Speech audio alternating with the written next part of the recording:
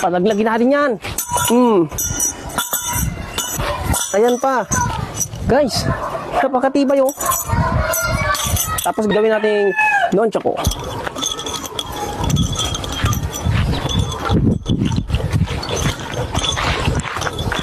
Ito na yung version 5, 2-in-1. Ngayon, tapos ko na siyang magawa. May takip na rin siya sa dulo. Testingin natin ngayon sa video na to. At meron ako ditong inihandang dalawang nyog, no? Isang nyog na para sa tsako. Kapag ginawa natin siyang tsako, isa para sa kanya. At kapag naka-harness siya, itestingin natin kung kaya niya rin basagin na hindi ito maghihiwalay. No, na hindi siya tatalbog. Okay, yun ang kailangan nating mapatunayan ngayon. Kung talagang matibay ang ating harness. Diba? Titestingin muna natin dito.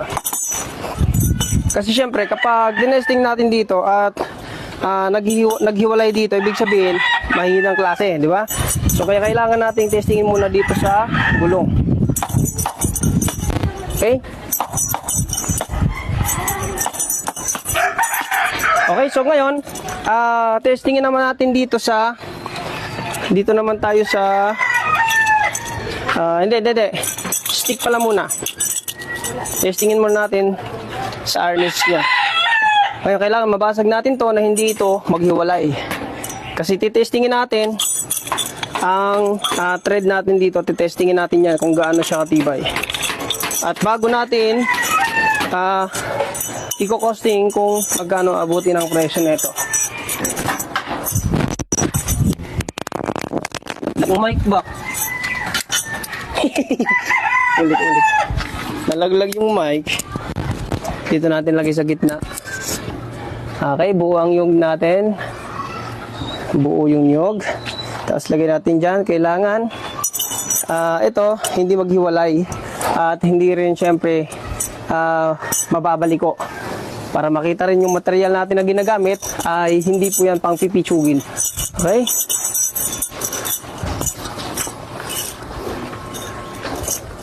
Sa harness kasi, kailangan magagamit mo siya ng may bilis ba. Pero, yung hindi rin na yuyupi basta-basta.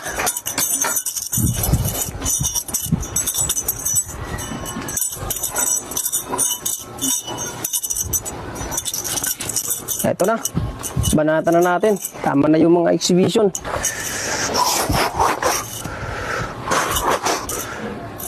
Timingan lang natin.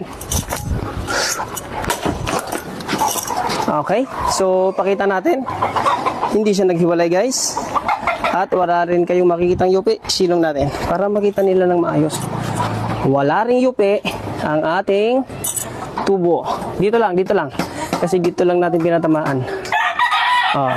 Wala kayong nakikitang UP po sa material natin na ginagamit na tubo. Okay? At syempre, basag yung nyog. Pakita natin dito kung gaano rin kakapal yung nyog natin.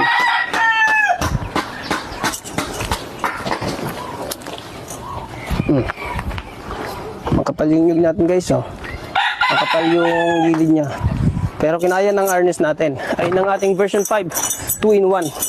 Harness na, may tsako ka pa. Ngayon, gagamitin naman natin sa tsako naman. Kailangan, ito ay mabasag natin nang hindi maghihiwala yung kadena at yung thread na nilagay natin, na ginamit natin. Dito pa rin kasi parang, ayan. Tabi po kayo dyan. Purong kayo doon. Pakita muna natin yung kadena natin at yung thread natin. Okay? So, ayan po siya. Alis po dyan. Meron ka ng harness guys at meron ka pang tsako. Saan ka pa? Dito ka na sa gawang Jetson. Di ba?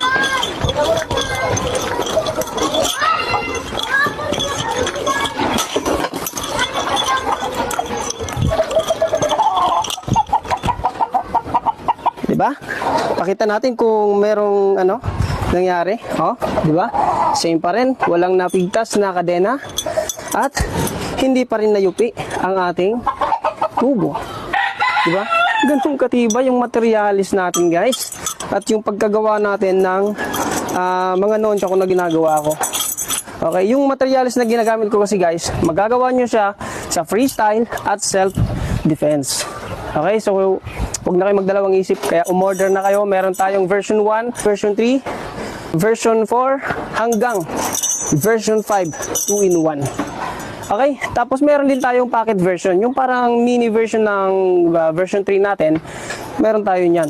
So ayan yung mga picture, tignan nyo yan mula sa version 1, version 2, version 3, version 4, at version 5. So wala pa akong nagagawang picture nito or sample picture para kilatisin nyo.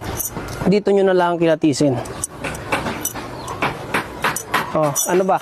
Order ba kayo o manonood na lang kayo na meron akong 2-in-1 nonchako, ha? Di ba? Kailangan tignan natin kung gaano siya katibay kapag nalalaglag. Oh, baka kasi baka kasi sabihin nyo, pipitsugin yung ating ginagawang arnis na nonchako pa. Palaglagin natin yan. Ayan pa. O, patayo naman. Ayan pa. Guys, napakatibay oh. Tapos gawin nating nonchako.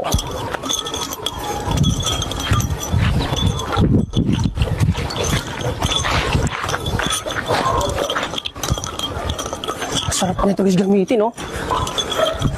Tsaka yung ginagamit kong sukat ng kadena, yung haba niya, standard na. Yung nagagawa natin sa normal na tsako, nagagawa natin dito. Kaya saan pa kayo guys? Dito na kayo sa Gawang Jetson. Ganun mag-advert.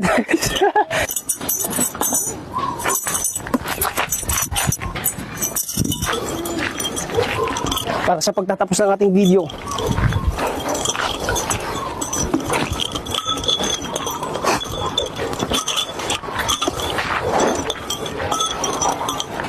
Silaw.